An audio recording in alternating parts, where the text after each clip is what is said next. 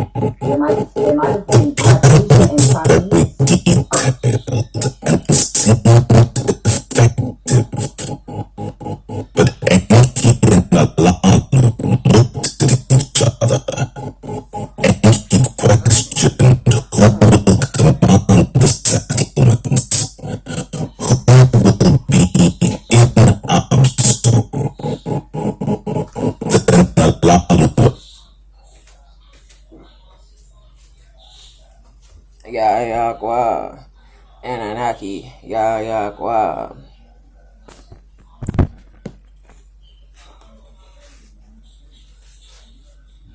They tested the soil of Abzu and discovered gold, but with a lot of sand and rocks.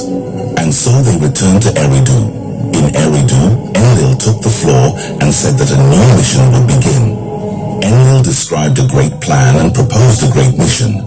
Enlil explained that Eridu had to be enlarged and the Igigi, the Atlantean giant workforce, would be brought from Nibiru. It was necessary to find new settlements. With this, the gold would be collected and then separated from the mixture. Then it would be transported in celestial ships from Earth to Mars, and finally, Nibiru. The plan was very detailed and seemed effective, but Enki and Alalu looked at each other. Enki questioned who will command the settlements, who will be in Abzu. Then Alalu added, who will command the new Eridu and who will supervise the settlements. Anzu then took the floor to question, who will command the ships and the landing place. Enlil was quick and concise in his reply, let Anu come to Earth and let him make the decisions himself. And so it was done. Nungal was chosen as its pilot, and together Anu and Nungal departed from Nibiru, destined to Earth. Enki provided boats to receive the king from the celestial ship that landed on the water. And as soon as he saw Anu, his father, he bowed towards him, and Anu embraced him, saying, my dear son, my eldest son.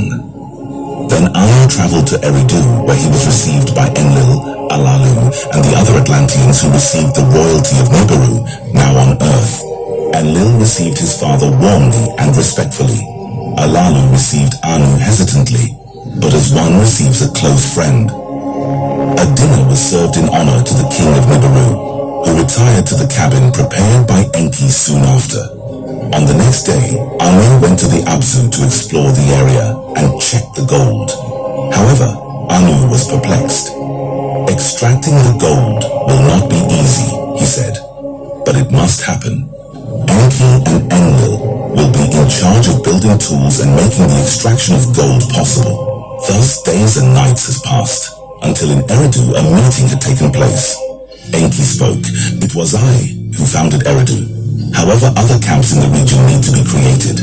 May the land be known as Eden, and may I have it under my command. Let Enlil take charge of extracting the gold. But Enlil was enraged. He said, the plan is unfair. In commands and plans, I am the best, and for Earth's secrets, Enki stands out more. He discovered the Abzu. May Enki be the lord of the Abzu.